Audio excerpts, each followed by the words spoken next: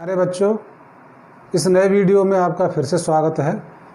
और जो कल हमने पढ़ाया था संधारित्र, कल हमने बताया था कि संधारित्र क्या है, और आज पढ़ाएंगे कि संधारित्र की रचना क्या है और संधारित्र की धारिता के लिए व्यंजक कैसे निकालते हैं। तो मैंने ये चित्र पहले से ही पूरा बना रखा है, क्योंकि टाइम ज़्यादा वेस्ट होता है और पढ़ाई कम होती है, इसलिए मैंने ये सारा सा पहले से ही बना के रखा है। ये संधारित्र दो प्रकार का होता है, समांतर प्लेट संधारित्र और गोलीय संधारित्र। तो मैं पहले बात करता हूँ समांतर प्लेट संधारित्र की रचना एवं वैद्युत धारिता के लिए व्यंजक। अच्छा, इसमें मैंने दो चित्र बना रखे हैं। वो किस लिए? क्योंकि दोनों को एक साथ लेके चलूँगा तो आपकी समझ में आ जाएगा।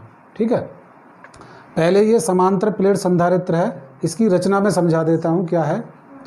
इसमें दो प्लेट हैं एक्स वाई, जो परस्पर एक दूसरे के समांतर डी दूरी पर रखी हैं, और प्रत्येक प्लेट के अनुप्रस्थ परिच्छेद का क्षेत्रफल कैपिटल ए है। ठीक है, इसकी पहली प्लेट एक्स को धन आवेश दिया गया है।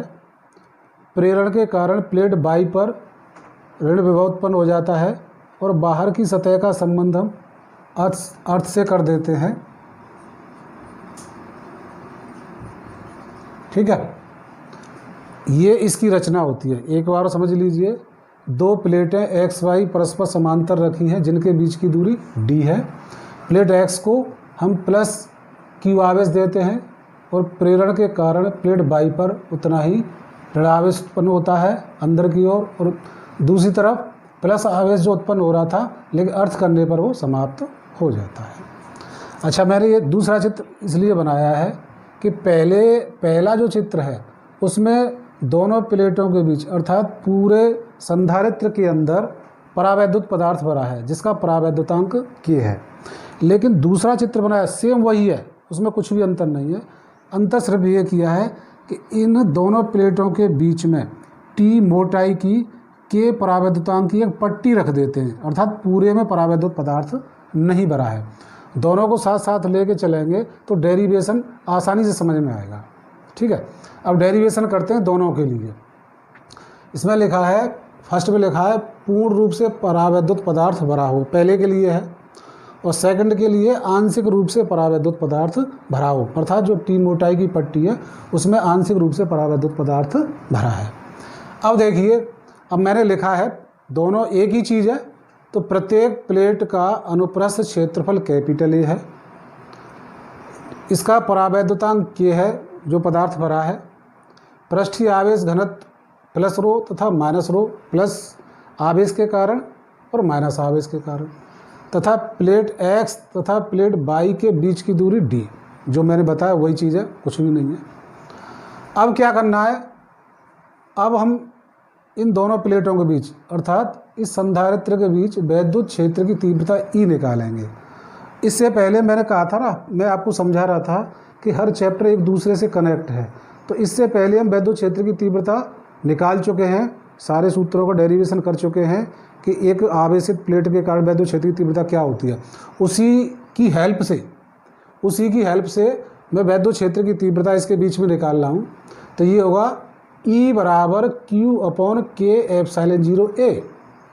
ठीक है, इसके बीच में जो वैद्युत क्षेत्र की तीव्रता होगी वो क्या होगी? E बराबर Q बटे के एप्सिलॉन 0 A, जहाँ एप्सिलॉन 0 निर्वात की वैद्युतशीलता है। अतः दोनों प्लेटों के बीच विभवांतर, जब E निकाल लिया, विभवांतर चाहिए हमें, तो हम जानते हैं V बराबर E इंटू डी। सूत्र हमें पहले से ही पता है कि E बराबर V1 माइनस V2 बटे डी वाला फॉर्मूला होता है। ये मैंने बताया पहले, E बराबर V बटे डी फॉर्मूला होता है। तो यहाँ से V निकालेंगे तो E इंटू डी, वही वाला फॉर्मूला हम लगा रहे हैं। तो यहाँ से V बराबर E इंटू डी, E की वैल्यू लगा दो Q अपॉन के एप्सिलॉन 0 A और इंटू डी। अब निकालना क्या है हमें? क्या निकालना है? वही धारिता के लिए व्यंजक। तो सूत्र क्या है? C बराबर Q बटे B से, यह आना होता है मेन चीज़, C बराबर Q बटे V से। तब Q और V की वैल्यू रख दीजिए, तो Q बटे V बराबर जो वैल्यू निकालिए Q बटे के एप्सिलॉन 0 A इंटू डी। तो यहाँ Q से Q कट जाएगा, K एप्सिलॉन 0 A ऊपर चला जाएगा, D नीचे रह जाएगा। तो C बराबर K epsilon 0 A upon T। तो इससे हम देखते हैं कि जो समांतर प्लेट संधारित्र की धारिता है वो किस किस के प्रोपोर्शनल आ रही है। देखो C प्रोपोर्शनल K क्या है, परावैद्युत पदार्थ का परावैद्युतांक। C प्रोपोर्शनल A क्या है, प्लेटों का क्षेत्रफल। और C रिवर्स प्रोपोर्शनल 1/d। इसका मतलब क्या है कि दोनों प्लेटों के बीच की दूरी के व्युत्क्रमानुपाती होती है। अगर इसमें कोई माध्यम नहीं है, वायु अथवा निर्वात है, तो K बराबर 1 हो जाएगा। तो C बराबर क्या हो जाएगा, एप्सिलॉन 0 A अपॉन D। ठीक है, इसी चीज़ को लेके सेम यहाँ चलना है मुझे। अब दूसरे संधारित्र के लिए बात करता हूँ मैं। इस संधारित्र की दूरी तो वही है, दोनों प्लेटों के बीच की दूरी D। ठीक है, T मोटाई की एक पट्टी रखी है। तो जो खाली जगह बची हमारी वो कितनी बचेगी, D माइनस टी। इस चीज़ को समझना बहुत ज़रूरी है। जब तक ये चीज़ समझ में नहीं आएगी तो उसका डेरिवेशन भी समझ में नहीं आएगा। फिर समझ लीजिए, ये दो प्लेटें x y, इनके बीच की दूरी D है। ठीक है, इसमें T मोटाई की एक परावैद्युत पट्टी रखी है जिसका परावैद्युतांक क्या है, K। अच्छा, जब T मोटाई की एक पट्टी रख दी तो जो बीच का स्थान है वो कम रह जाएगा, कितना, T। तो ये जो बीच की दूरी है, ये वाला और ये वाला, ये कितना रह गया, D माइनस टी। बस अब हम करना क्या है कि इसमें वैद्युत क्षेत्र की तीव्रता निकालनी है और खाली स्थान में वैद्युत क्षेत्र की तीव्रता निकालनी है। वही मैं यहाँ दिखाना चाह रहा हूँ आपको। तो पहले देखिए, वायु अथवा निर्वात में यानी D माइनस टी में वैद्युत क्षेत्र की तीव्रता E1 ये दिखाया। E1 बराबर वही formula Q upon epsilon 0 A। ठीक है, तथा विभवांतर V1 बराबर E1 into D minus T, क्योंकि इसके लिए जो दूरी क्या है, D माइनस टी है। ठीक, अब इसी तरह इसके लिए बात करिए आप। इसके लिए बात करेंगे इसी तरह, T मोटाई की पट्टी के भीतर वैद्युत क्षेत्र की तीव्रता E2, तो क्या हो जाएगा, Q upon K epsilon 0 A, क्योंकि यहाँ क्या है, इसका परावैद्युतांक क्या है, K, तो यहाँ K आ जाएगा साथ में। और विभवांतर V2 E2 इंटू T। कुल विभव दोनों को जोड़ दीजिए आप, V बराबर V1 प्लस V2। जो वैल्यू आई है वो रख दीजिए। V बराबर E1 इंटू ब्रैकेट में D minus T plus E2 into T, दोनों को रख दीजिए। अब सॉल्व करना है। तो इसमें देखिए, V बराबर E1 की value Q upon epsilon 0 A bracket D minus T plus Q upon K epsilon 0 A into T. इसमें क्या कॉमन आ रहा है, देखिए, Q अपॉन एप्सिलॉन 0 A, इसको बाहर ले लीजिए। तो V बराबर Q upon epsilon 0 A bracket, यहाँ बचा D माइनस टी और यहाँ बचा T बाई K। ठीक है, पर पहुँचना कहाँ है, पहुँचना हमें वही है, धारिता के लिए C बराबर Q बटे B से। जो फॉर्मूला मैंने पहले स्टार्टिंग पढ़ लिया है वही फॉर्मूला पूरे चैप्टर में चलेगा। तो C बराबर Q बटे B से, तो Q की जगह Q और V की जो वैल्यू निकाली है वो रख दीजिए। तो Q से Q कट गया। इसको सॉल्व करते हैं तो ये ऊपर चला जाएगा। C बराबर एप्सिलॉन 0 A ब्रैकेट में D minus T plus T by K। अब इसमें ये फॉर्मूला हमारा आ गया। अब कंडीशन होती है, इसमें कंडीशन मैं समझा देता हूँ क्या क्या होता है।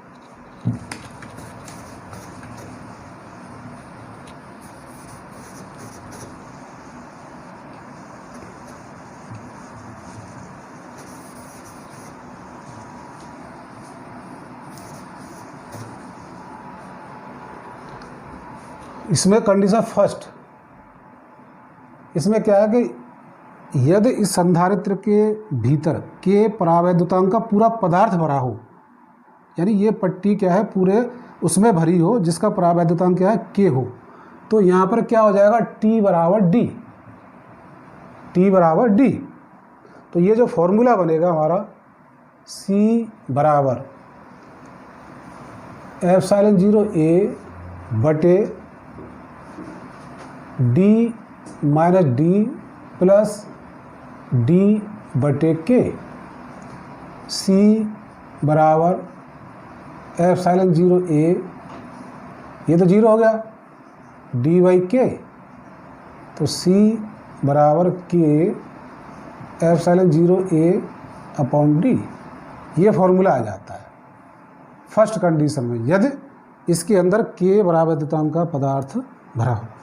सेकंड कंडीशन देखिए,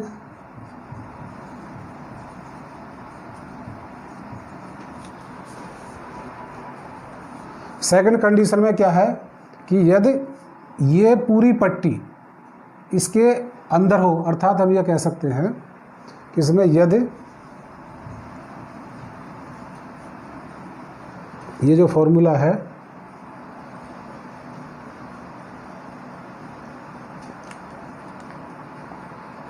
इसको ऐसे भी कह सकते हैं कि यदि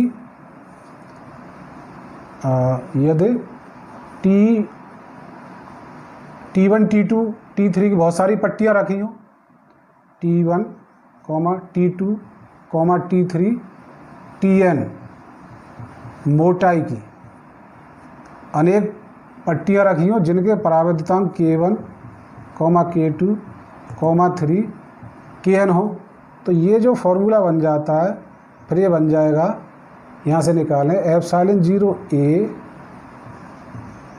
upon D minus T1 D minus T1 plus T2 plus T3 dot dot plus T1 बटे K1 T2 बटे K2 डॉट डॉट डॉट, इस तरह हम निकालते जाते हैं।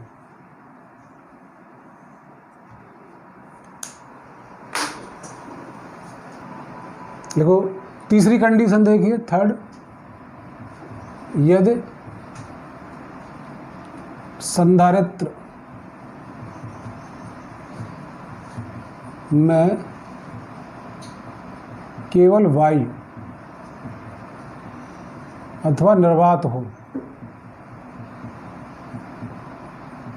तो क्या हो जाएगा, K बराबर 1 और T बराबर 0।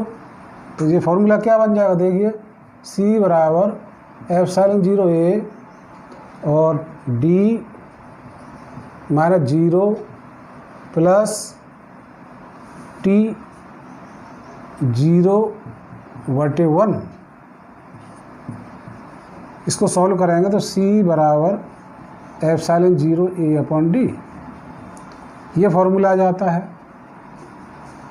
तीसरी कंडीशन है कि ये, चौथी कंडीशन, ये पूरी, ये जो टी मोटाई की पट्टी है पूरे इसमें रखी हो, अकेली टी मोटाई की पट्टी रखी हो, जिसके लिए फोर्थ कंडीशन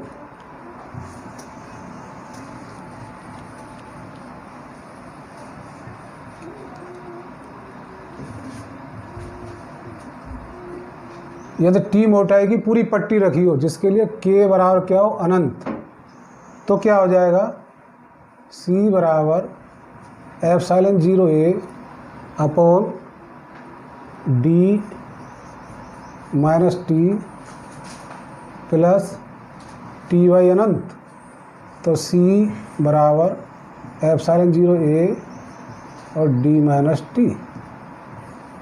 इस तरह जैसी जैसी कंडीशन होगी वैसे वैसे इसका मान अलग अलग आएगा। अब ये तो हो गई धारिता के लिए सूत्र।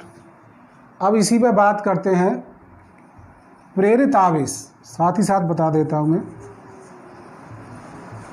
ये तो दोनों के लिए धारिता हो गई, धारिता निकाल ली हमने, लेकिन इस पे जो प्रेरित आवेश होगा वो क्या होगा, इसके लिए मान लिया हमने ये Q, ये इस पे जो बनेगा माइनस Q1 डैश, इस पे बनेगा प्लस Q डैश, ठीक है। इसके लिए प्रेरित आवेश की मात्रा, प्रेरित आवेश कैसे निकालेंगे, अब देखिए ये जो पट्टी इसके अंदर रखी है, प्रेरण के कारण प्लस Q के साइड वाली जो पट्टी है उस पर माइनस Q डैश और माइनस Q वाली पट्टी के पास वाली प्लेट पर प्लस Q डैश। तो हम सबसे पहले निकाल लेते हैं वैद्युत क्षेत्र की तीव्रता। जैसे पहले निकालें E1 वायु अथवा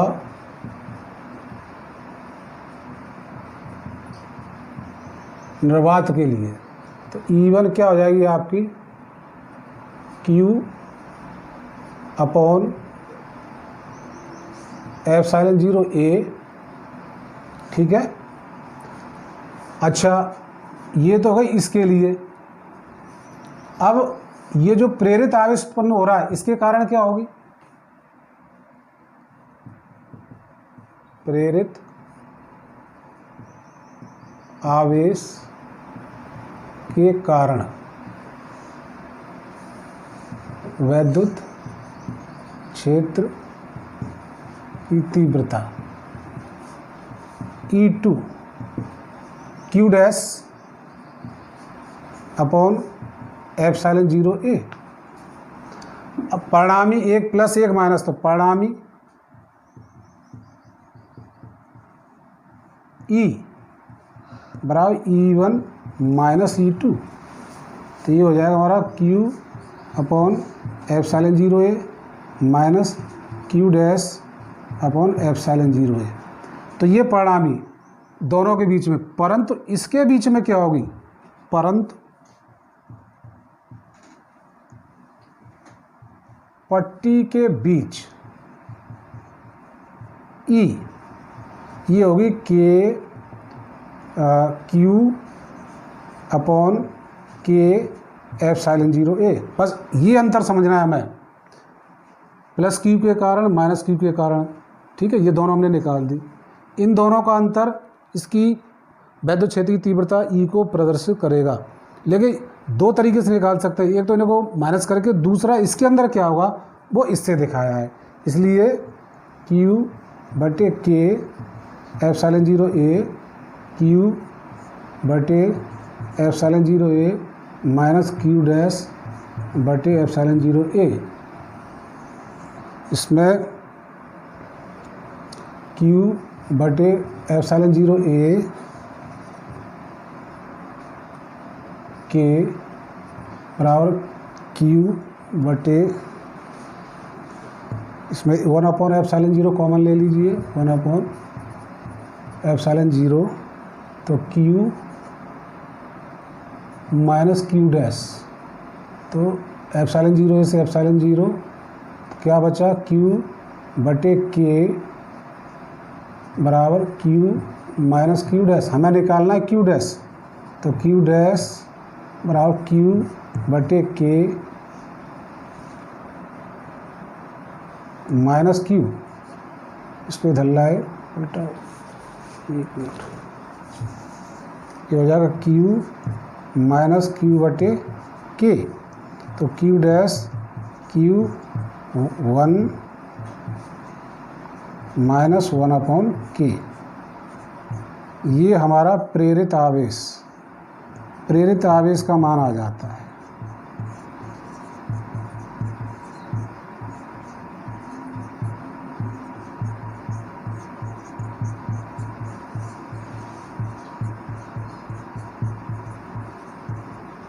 ठीक है, तो आज बस इतना ही पढ़ाते हैं।